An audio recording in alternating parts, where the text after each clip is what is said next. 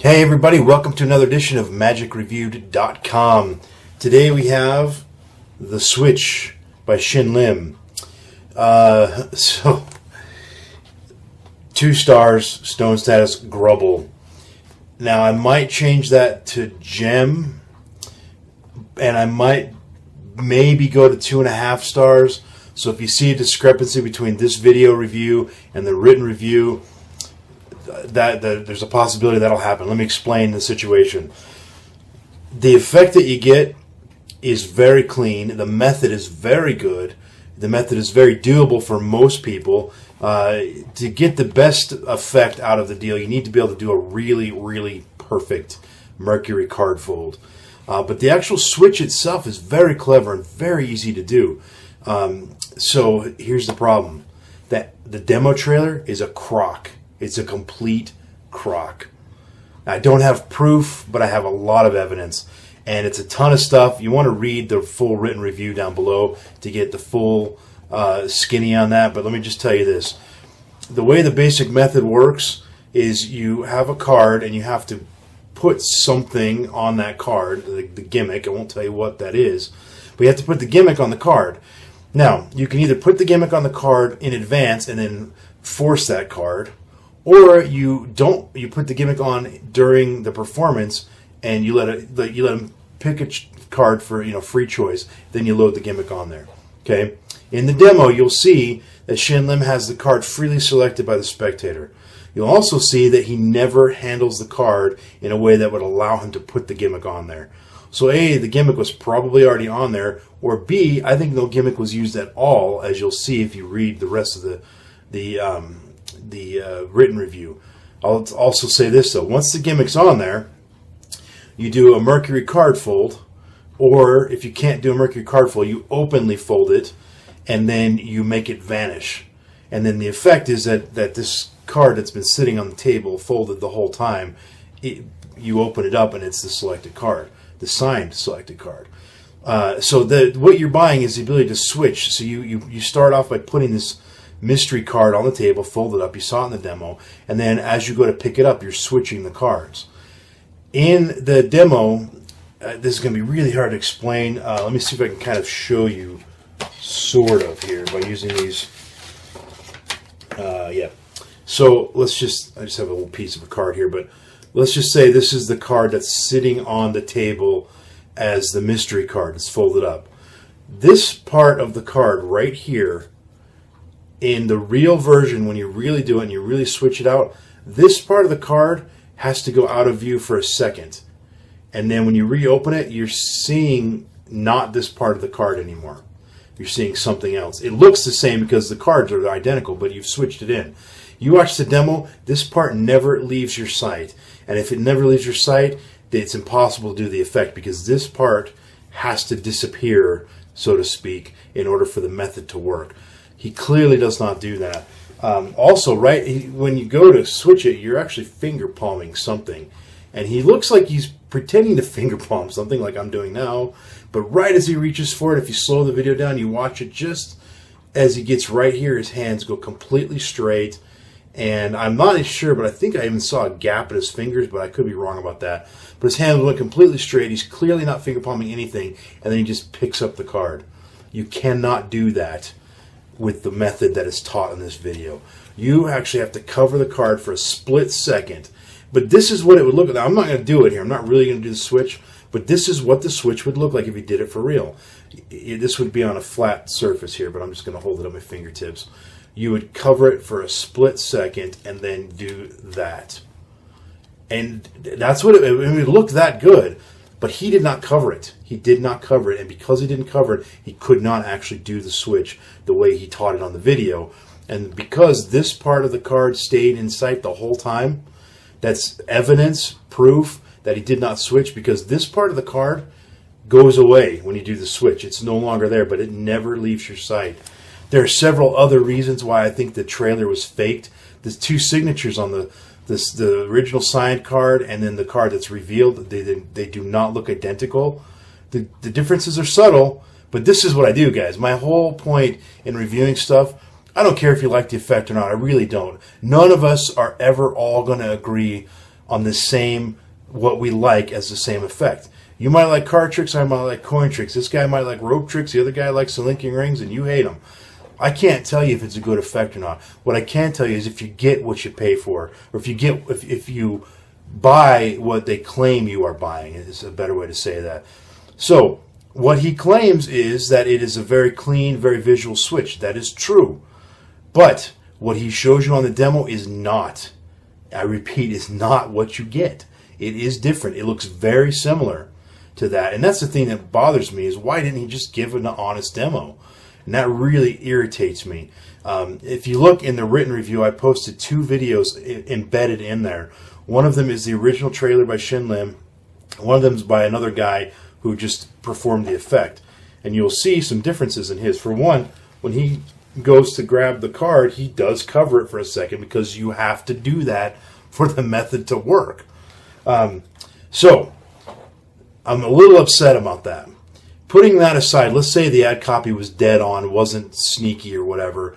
I still had a few issues with this DVD. One, the teaching was terrible. It was absolutely terrible. Unscripted, rambling, repeating himself over and over. He continued to say things like, I'll promise I'll show you how to do that in a minute. We'll get to that in a minute. I'll show you how to do that in a minute. He kept saying that, but he never got to some of those things. So, as I mentioned at the beginning, you have 2 choices. You can either pre-prepare a card and then force that card during the performance, or you can load the gimmick on after they freely choose a card. The problem is, he never really shows you how to load the card on during performance. He shows you how you do it pre-performance, but not during the performance. It's never taught on there. So if you wanted to do a free choice signed card, A, he doesn't show you how to load the gimmick on properly, and B, there's several times where, let me see if I can do this without revealing anything. Yeah, I think so. So here's, this is a card I was playing around with, practicing. You have to put something on the card back here, and when you do it, it has to be put on there very precisely. And so he says, you put it on during the performance, and then you adjust it to get it precise. And he sits there for like a minute adjusting it. You can't do that in performance. And he never shows you how do you get it on there. You can't just take the gimmick and set it on there right in front of them. You have to do it secret. He never covers that. Or if he did, I couldn't find it on the video anywhere. So that reason, I would have given it a little bit less of a score. The teaching was just, again, as I said, terrible. So that would have given it a low score. The ad copy really got to me, and that made it a problem. Now, here's the thing. There are some versions that he teaches on the video that are very good, that I would prefer over the open visual method he was trying to claim was doable on the thing. Again, what he showed on the demo is so close. I mean, he is doing this, which you cannot do. But what you can do, you wouldn't be able to show your hand like I just did. But what you can do is come over and do this. You could do that, and that is exactly what it would look like if you were doing the switch, which I did not do the switch just now. So speaking of rambling all over the place, I'm kind of doing what he was doing, but he was doing it much worse than I'm doing right now. Anyway, bottom line is this. With the ad copy being a problem, with the fact that you're never actually really clearly taught a method for a free selection and a signed card, on top of that, you have to have a perfect Mercury card fold. Otherwise, what you do is you openly take the card that they select and openly fold it up perfectly, and then you vanish it. And then it magically becomes the mystery card. So the method that's on the demo is not clearly taught. The effect on the demo is not clearly taught. And even then, you got to have a perfect Mercury card fold, which not many people do. Jay Sankey uses that fold more than anybody I know. And even his is not perfect. So, having said all that, the bottom line is this. Because the ad copy was very dishonest, in my opinion, because there's a lot of things that are missing from the teaching section, because the teaching was terribly done, that's why I gave it such a low rating. However, the method is very good. the switch I keep showing you is very doable. It's very, very doable. There's some clever ones where you set the this folded mystery card on top of the borrowed iPhone. I was looking for my iPhone to show you, but I just remembered I'm using it to record this video. So, but whatever. You borrow an iPhone. Here's my iPhone, let's say, and you set it on there, and this is how clean it looks. That's kind of awkward here, but you would grab it and slide it off, and it's been switched. It looks that clean. It's very, very good.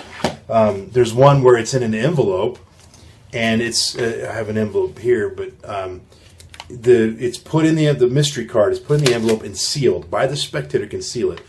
Then you make the signed card vanish. You tear the envelope open and clearly show the card still in there, and you very clearly can grab the card like this. Well, not quite like that. It'd be more like this. But you see it coming out of the envelope, and it has been switched. It's that clean. It's that good. So and it's easy. So if you like that effect, then you'll be very happy with this, and it'll be good. So my debate here is, I think 2 stars is fair because of the ad copy integrity issues. My only debate is it a gem or is it a grubble? I wouldn't call it a rubble because there are some good ideas on there. And if it weren't for the ad copy integrity, it'd be a no-brainer. It's a gem. It's a small G, but it's a gem. But because of the ad copy, because of the missing things, I did give it a status of grubble. I believe I went with 2 stars, stone status of grubble, because there are some gem ideas in there surrounded by a bunch of grubble. That grubble being really very dishonest ad copy. Methods not properly taught and not completely taught. Terrible teaching in general. Obnoxious music playing that was overpowering at times when you're trying to listen to him teach. For all those reasons, I went with 2 stars, stone status of grubble. So, sorry guys. Feel free to discuss this and debate this in the comments section below on magicreview.com, but let's just keep it civil. Okay? Anyway, enough of that rant. Let's move on to the random iTunes song of the moment of the day. We got... What do we have? It's not playing. Silence. There it is. This is from my brother, Jeremy Stone. It's called 919, 9-19. It's all instrumental. That's most of the stuff that I've got from him is all instrumental. I'll put a link to a YouTube video of his. I think I've had one of his songs before as a random iTunes song at the moment. But he doesn't have anything really on YouTube except for one song. So I'll put that same video up because it's a great song. And you get to hear his music style. He's got a great voice. So, anywho, enough of that, guys. Hope I haven't offended too many people out there today with my review of this. So I'll see you on the next video. Peace and out.